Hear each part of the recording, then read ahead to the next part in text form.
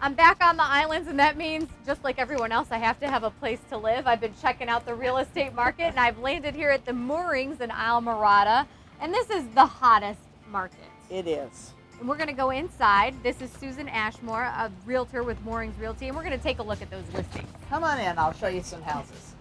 Find out what the market's Yeah, doing, let's do what that. it's going to take. Let's do that.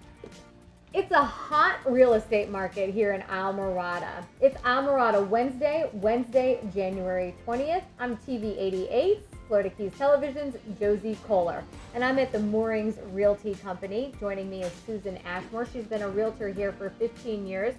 Susan, it's hot. I just was talking to one of your colleagues a few months ago about buying a house, and those prices have gone up, six figures. They have gone up. I would say they are back to right around where they were in 2006 at the very height of the market. Is there a reason for that? Well, we live in paradise, number one. We have better weather than, I would say, 99% of the country. People love Islamorada. They love to fish, they love to dive, and we're on an island, so they're not making any more land. What's here is what's here. The demand is high, the inventory is low, and so that makes the prices go up. You actually have had some very interesting scenarios as far as people coming in to buy homes. It's a competition for the buyers. Absolutely, absolutely. They come from all different sources. They come from online. Most people do check you out online now on Trulia, Realtor.com, Zillow. They want to know a little bit about you before they even call you. Some people just walk in the door. That's happening less and less. It's more and more online. If you've been in the business a while, you get referrals from your friends and your past customers who, if they feel you've done a good job, they will refer business to you. So it's a mixture of how we get our business. And the business that you are getting, are the buyers people from out of state, from out of country? I'm assuming probably climates that are a little bit nastier than what we experience here in Islamorada. Or are they locals that have said, hey, I'm tired of renting, I'm tired of living in Key Largo, now I'm going to come to Islamorada? What kind of trends? There's a little bit of that. Some local people, but I would say most of our buyers, particularly this time of year, are coming from the Northeast, the Midwest. I always say, if it's cold where you live, that's our market, because people want to be out of the cold. They're tired of the cold. They love to fish. They love to be in the warm weather. So I would say most of this time of year is from the Northeast and Midwest. Now in the summertime, we get a lot of South Florida people who want vacation homes where they can come throughout the year on the weekends, and they can come in the summer and spend some time. I live in a condo complex in Key Largo, and we have a lot of people. The summer people, we know when they're there, they're coming from Miami, Fort Lauderdale, Boca. They rent their places in the wintertime to the snowbirds, and then they come and enjoy it all summer long.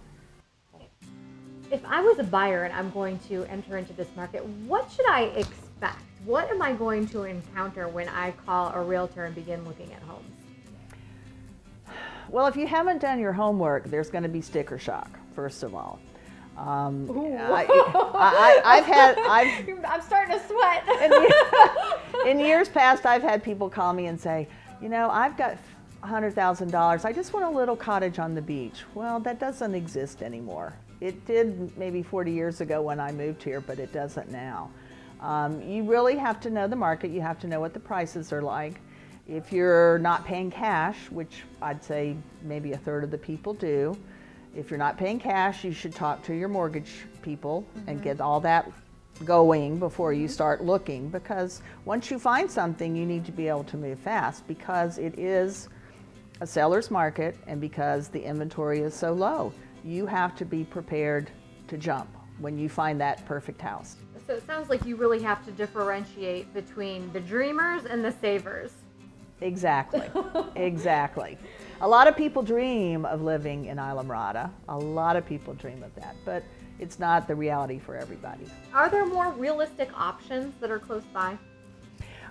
Key Largo is a little bit more affordable. You can still get a little bit of a price break in Key Largo. If you look down in the lower Keys, Big Pine is a little more affordable. But there you have the isolation. If that's what you want, it's great. Islamorada, I think, is so desirable because it's still small enough and it's not intimidating. You can be an actor, you can be a politician, you can come here and nobody pays any attention to you. You can just relax and enjoy. And we have so many great restaurants and so many great shops, and so you can be busy all the time if you want to be, or you can just relax if you want to be, go fishing. Well, Susan, this has certainly been insightful and really just hammers home the fact that this is the whole 120-mile stretch of the Florida Keys is very desirable, but Islamorada is poppin'. I'm an Islamorada girl. You're an island girl. I'm an island girl. Yes, I am. Well, thank you, Susan. It's been a delight talking to you. My pleasure. I'm TV 88's Josie Koler, and you're watching Islamorada Wednesday, this Wednesday, January 20th. Stay with us. We are going over to Blue Marlin Jewelry, and we're going to be talking Atosha coins. That's right, everyone. You don't want to miss this luxury item.